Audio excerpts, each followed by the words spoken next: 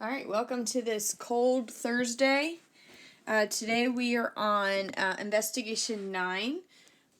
We will be taking our test on Monday when we return, so we're going to do the investigation today, and then after our short lesson on Monday we will complete our test. So, Investigation 9, you will have to turn in some work, numbers 1 through 15.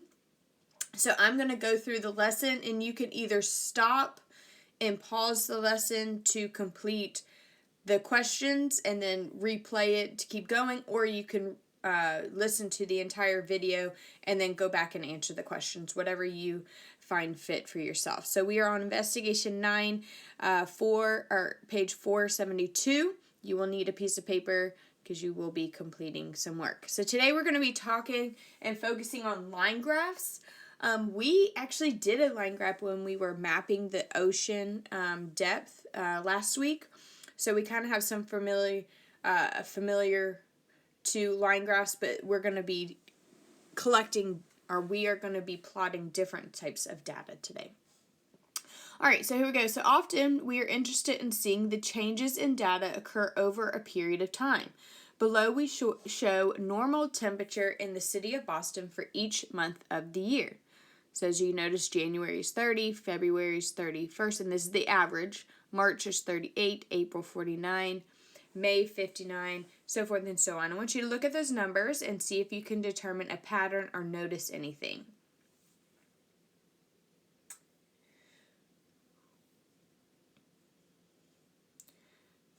So the temperature is the lowest in January and February. Then the weather warms up steadily until summer arrives. It stays warm through August and then cools steadily after that. In December, the temperature is almost as low as it is at the beginning of the year.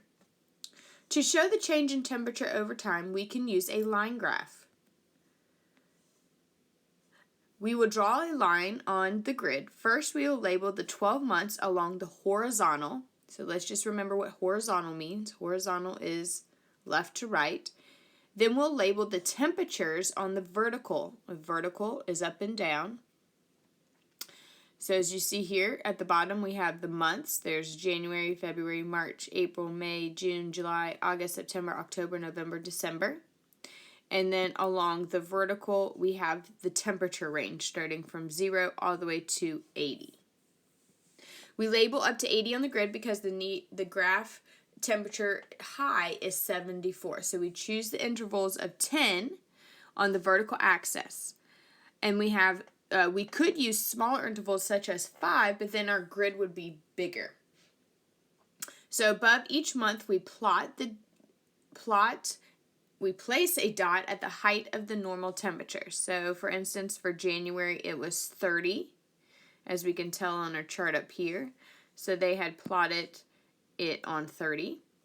February was 31, so it was a little bit above 30. You had 38, so it's not to 40, but quite there. So forth and so on. They plotted all the temperatures here on the dots. And you see how it lines up with the line that correlates with the month. So finally, when we connect the dots, we can see the line segment that produces our line. The rising line right here. Let me get highlight. So the rising line from January to July shows that the temperatures were increasing, and then from July all the way down, from starting in August to December, it was decreasing. So we can tell that the line is the steepest in the spring and the fall, right here, and during those times the normal temperature is changing the most quickly.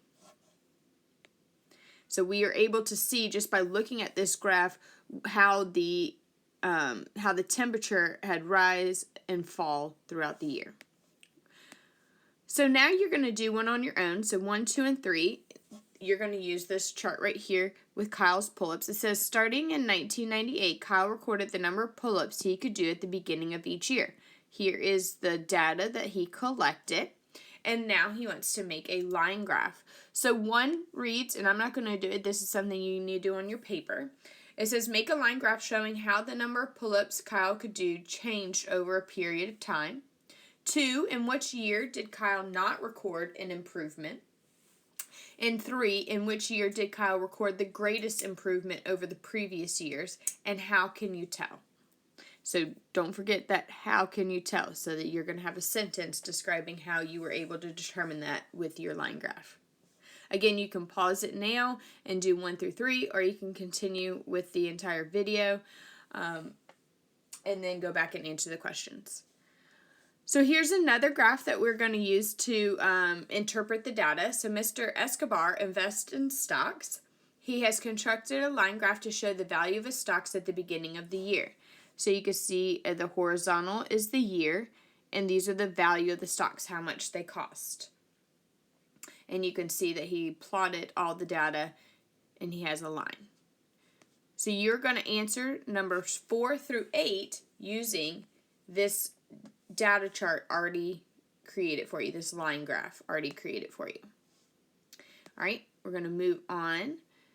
Now we're going to be talking about double line graphs. So these are really great if we want to compare change between two different things. So for instance, this line graph that they show is for the, below shows the change in population in the cities of Austin and Pittsburgh from 1950 to 2000. The legend to the right tells us which line belongs to each. So the blue line is the Austin line, and the black line is the Pittsburgh line. So here we have Pittsburgh, and here we have Austin. So take a look and just think of something that you noticed on this line graph.